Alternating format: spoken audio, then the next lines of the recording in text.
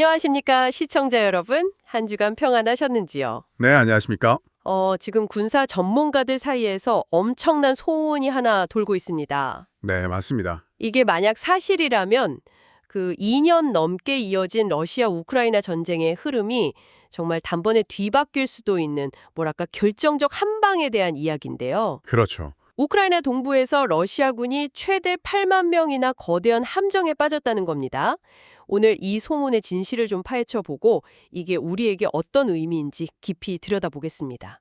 네, 정말 오랜만에 전쟁의 판도 자체를 바꿀 만한 그런 잠재력을 가진 소식이 나왔죠. 그러니까요. 아직 뭐 모든 게 공식 확인된 건 아니지만 이런 분석이 나온다는 것 자체가 현재 전장의 분위기가 얼마나 급박하게 돌아가는지를 보여주는 증거라고 할 수 있습니다. 네. 오늘 이 퍼즐을 함께 맞춰보는 시간이 됐으면 합니다. 좋습니다. 8만 명 포위설. 숫자부터가 정말 압도적인데요. 시청자분들이 그림을 좀 그리실 수 있도록 지금 우크라이나 동부의 어느 지역에서 정확히 무슨 일이 벌어지고 있다는 건지부터 짚어주시죠. 네, 지도를 한번 떠올려 보시면요. 우크라이나 동부에 러시아가 점령하고 있는 돈바스라는 지역이 있지 않습니까? 네, 돈바스 지역이요. 바로 이 지역의 심장부, 그러니까 도네츠크와 루한스크 전선에 있는 러시아 주력 부대가 거대한 포위망에 갇혔다. 이게 이제 정보 분석가들의 이야기입니다. 근데 여기서 중요한 건 단순히 병사 8만 명이 갇혔다는 게 아니에요. 그게 전부가 아닌가요? 아니, 8만 명이라는 숫자만으로도 엄청난데 더 심각한 무언가가 있다는 말씀이시군요. 바로 그 점이 핵심입니다. 최전선에서 총을 쏘는 전투병뿐만 아니라 그들이 싸울 수 있게 해주는 모든 것이 함께 갇혔다는 거죠. 모든 것이요? 네, 군대 생명선이라고 할 수 있는 보급부대 말입니다. 보급부대. 그렇죠. 음식과 물, 부상병을 치료할 의약품, 또 탱크를 움직일 기름, 그리고 포를 쏠 포탄을 실어 나르는 부대까지 전부 다요. 잠깐만요. 그럼 이건 그냥 군대를 포위한 수준이 아니라 군대의 식량 창고랑 주유소, 병원까지 그냥 통째로 자물쇠를 채워버렸다. 이런 이야기네요. 네, 정확한 비유입니다. 현대 군대는 보급이 없으면 단 며칠도 못 버티고 그냥 쇳덩어리 집단으로 전락해버리거든요. 그렇겠네요. 만약 이 분석이 사실이라면 이건 2차 세계대전, 그 스탈린그라드 전투 이후에 유럽에서 벌어진 가장 큰 규모의 포위 선멸전이 될 수 있습니다. 와, 러시아로서는 정말 상상조차 하기 싫은 국가적 재앙 수준의 시나리오인 셈이죠. 듣기만 해도 정말 아찔합니다.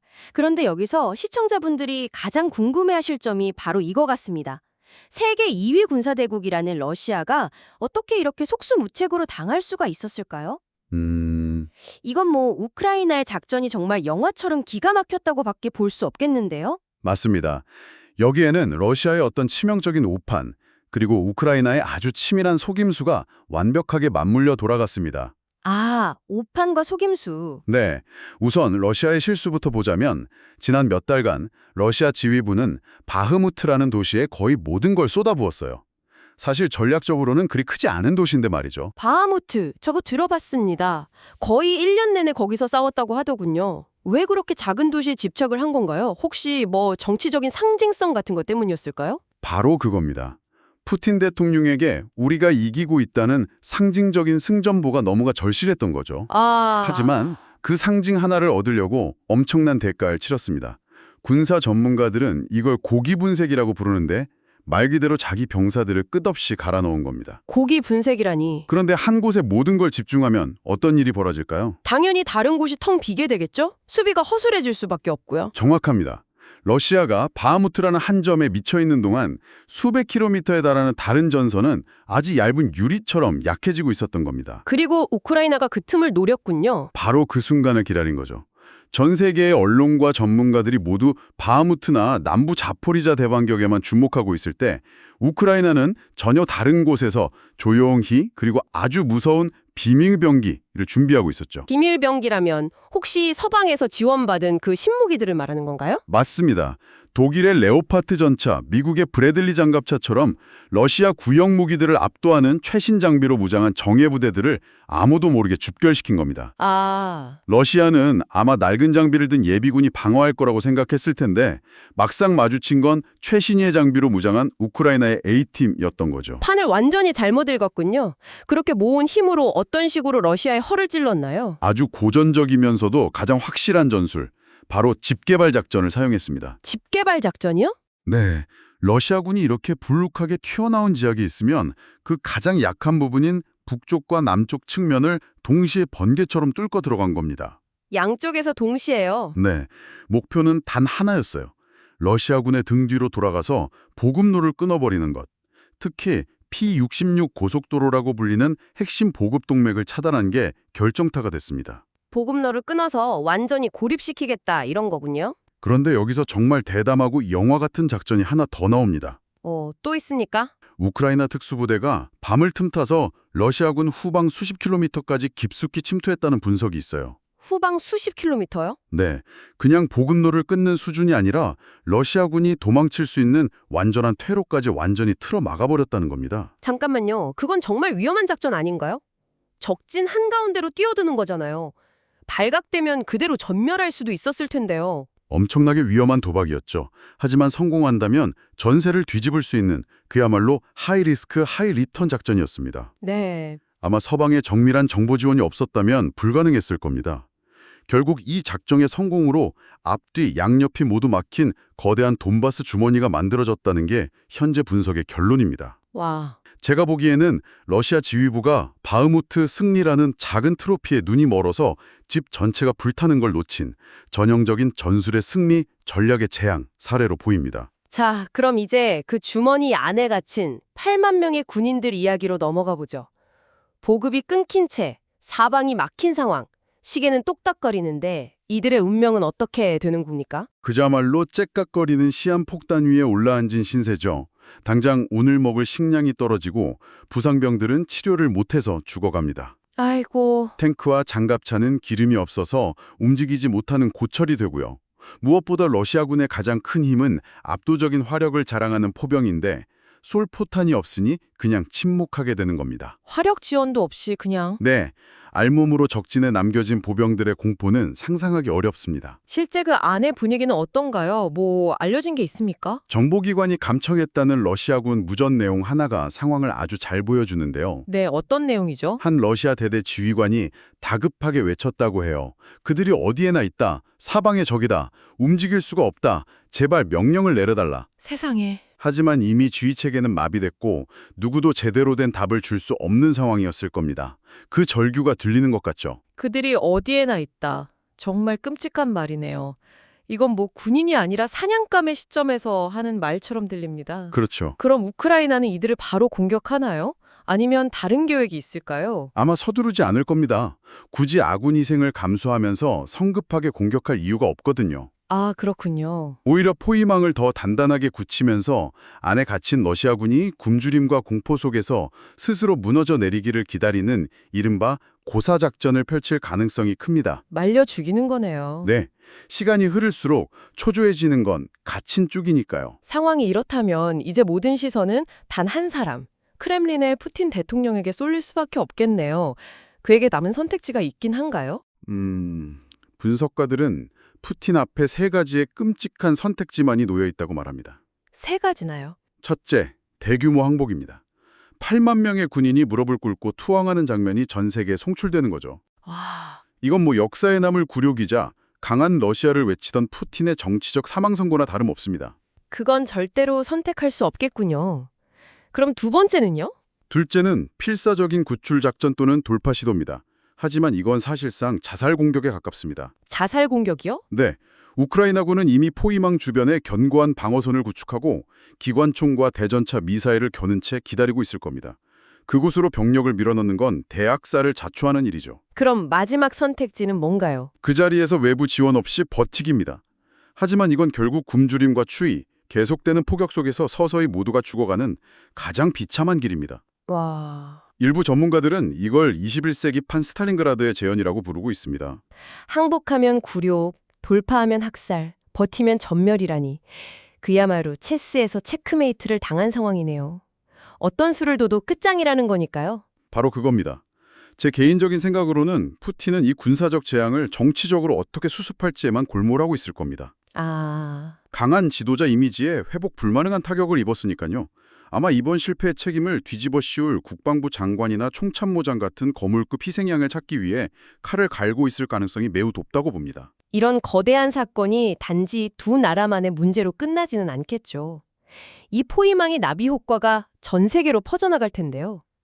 특히 미국이나 유럽 같은 서방 동맹국들은 이 소식을 어떻게 받아들이고 있습니까? 서방 세계, 특히 미국 입장에서는 우리의 전략이 옳았다는 가장 확실한 증거를 손에 쥔 셈입니다. 아, 그렇죠. 그동안 우크라이나에 대한 막대한 무기 지원을 두고 이거 밑빠진 독에 물 붓기 아니냐 이런 비판도 있었거든요. 네, 있었습니다. 하지만 이번 작전의 성공으로 그 무기들이 전쟁을 끝낼 수 있는 전략적 투자였다는 게 증명된 거죠. 아마 F-16 전투기나 더 멀리 날아가는 에이테크임스 미사일 같은 훨씬 강력한 무기를 지원하자는 논의가 급물살을 타게 될 겁니다. 러시아 내부는 그야말로 대혼란에 빠지겠군요. 푸틴이 희생양을 찾는다고 해도 그걸로 민심이 수습될까요? 어림도 없죠. 이미 러시아 내부는 국방부 정규군, 바그너 그룹 같은 용병단, 그리고 더 강하게 싸워야 한다고 외치는 강경파 민족주의자들 사이에 균열이 아주 심각합니다. 네, 이런 대참사가 터졌으니 서로에게 책임을 떠넘기는 끔찍한 권력투쟁이 벌어질 겁니다. 여기에 더해서 8만 명이라는 병력 손실을 메우기 위해 또다시 강제징집, 즉 동원령을 내릴 수도 있는데 동원령. 이건 러시아 국민들의 분노에 기름을 붓는 가장 위험한 도박이 될 수 있습니다. 그렇군요. 그럼 그동안 러시아와 서방 사이에서 조심스럽게 줄타기를 해왔던 중국이나 인도 같은 나라들은 어떻습니까? 그들의 셈법도 복잡해지겠는데요. 아주 난처한 상황에 빠졌죠. 국제정치의 냉혹한 현실은 결국 지는 편에 서고 싶어하는 나라는 아무도 없다는 겁니다. 그렇죠. 그동안은 러시아의 힘을 믿고 서방과 각을 세우기도 했지만 러시아가 이렇게 무너지는 모습을 보이면 생각이 달라질 수밖에 없죠. 러시아와의 관계를 어떻게 재설정해야 할지 심각한 고민에 빠질 겁니다. 어떤 관련이 있을까요? 먼 나라의 전쟁 이야기로만 들릴 수도 있을 텐데요. 결코 그렇지 않습니다. 이런 국제정세의 급변은 당장 우리 주머니 사정에 직접적인 영향을 줍니다. 아, 경제적으로요? 네. 전쟁이 격화되거나 혹은 갑자기 끝나는 국면으로 가면 국제 유가나 전 세계 곡물 가격이 널뛰기를 할 수 있습니다. 우리 밥상 물가와 자동차 기름값이 바로 이 전쟁의 결과에 달려있는 셈이죠. 네, 그러네요. 더 나아가서 북한과 아주 가까운 군사적 우방인 러시아의 참편은 동북아시아 전체의 안보 지형에 미묘하지만 아주 중요한 파장을 일으킬 수밖에 없습니다. 우리가 계속해서 눈을 떼지 말고 지켜봐야 하는 이유입니다. 정리하자면 돈바스에서 벌어지고 있다는 이 대규모 포위 작전이 사실로 확인될 경우 이건 단순히 하나의 전투에서 이기고 지는 문제가 아니라 전쟁의 종결을 앞당기고 전 세계의 힘의 균형을 뒤흔드는 거대한 분수령이 될 수 있다 이란 말씀이시군요. 그렇습니다. 러시아의 오만함이 부른 전략적 참사, 그리고 그것을 놓치지 않은 우크라이나의 치밀함이 만들어낸 어쩌면 전쟁의 마지막 장을 여는 사건이 될 수도 있겠습니다. 오늘 이야기를 쭉 듣다 보니 마지막으로 한 가지 질문이 머릿속에 남습니다. 우리는 지금 정보 분석과 첩보를 통해 이 군사적 재앙의 실체를 이야기하고 있잖아요. 네. 하지만 바로 이 시간 러시아 내부에서는 이 사건이 어떻게 보도되고 있을까요? 아마 우리 영웅적인 8만 명의 군인이 우크라이나 주력 부대에 발을 묶어두는 위대한 방어전을 펼치고 있다. 이렇게 포장되고 있을지도 모릅니다. 충분히 가능성 있는 이야기입니다. 여기서 시청자 여러분과 함께 생각해 볼 점이 생기는 것 같습니다. 과연 현대 사회에서 진실이란 무엇일까요? 탱크와 미사일이 오가는 실제 전쟁터만큼이나 자국민의 마음을 얻기 위한 이야기의 전쟁터 역시 중요해진 시대가 아닐까요? 아주 중요한 지적입니다. 객관적인 사실보다 그것을 어떻게 해석하고 전달하는지가 더 큰 힘을 갖는 시대죠. 오늘 저희의 이야기가 시청자 여러분 각자에게 진실의 의미를 곱씹어보는 계기가 되었으면 합니다. 네. 오늘 저희가 준비한 이야기가 시청자 여러분께 조금이나마 도움이 되셨다면 영상 하단에 좋아요 버튼을 한 번씩 눌러주시면 큰 힘이 되겠습니다. 또한 주변에 이런 군사, 정치 문제에 관심 많은 친구나 가족분들이 계시다면 이 영상을 공유해서 함께 보시면 더욱 유익할 겁니다. 앞으로도 저희 전쟁시사 채널에서는 어르신들의 눈높이에 맞춰 알기 쉬운 해설을 계속 전해드릴 예정입니다. 구독 버튼과 그 옆에 종 모양 알림 버튼을 눌러두시면 새로운 소식을 가장 먼저 받아보실 수 있습니다. 추운 날씨에 늘 건강 유의하시기 바랍니다. 저희는 다음 주에 더 깊이 있는 내용으로 다시 찾아뵙겠습니다. 시청해주셔서 진심으로 고맙습니다.